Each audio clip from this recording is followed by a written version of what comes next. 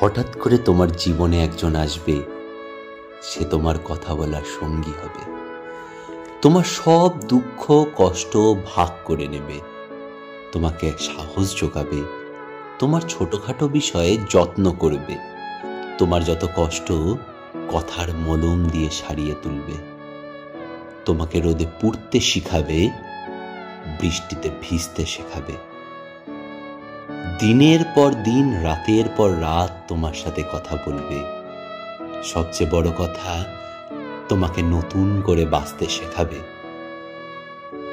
তখন তোমার মনে হবে, হ্যাঁ, এরকমই একজনকে আমি চেয়েছিলাম, অনেক বছর অপেক্ষার পর আমি তাকে পেয়েছি, আমার পাশে আছে একজন।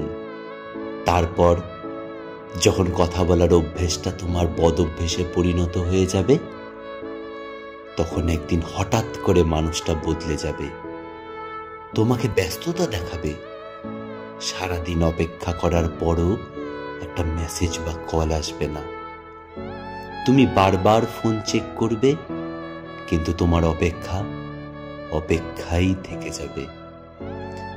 প্রথম প্রথম দুই একবার কল করে তোমাকে বোঝাবে সে নিরুপায়, তার জীবনে খুব ব্যস্ততা, তাই সে সময় দিতে পারছে না।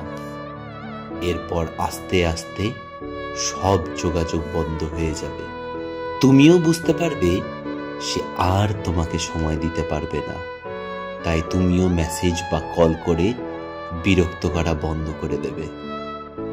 যে মানুষটির জন্য একদিন তুমি ডিপ্রেশন থেকে বেরিয়ে এসেছিলে, আবার সেই মানুষটির জন্যই তুমি আরো গভীর ডিপ্রেশনে চলে যাবে। তখন মনে হবে আগে তুমিটাই ভালো ছিল, আগের একাকিত্বটাই ভালো ছিল। জীবনে একা থাকা খুব সহজ, কিন্তু জীবনে কেউ এসে চলে যাওয়ার যে একাকিত্ব, সেটা বড়ই কষ্টদায়ক।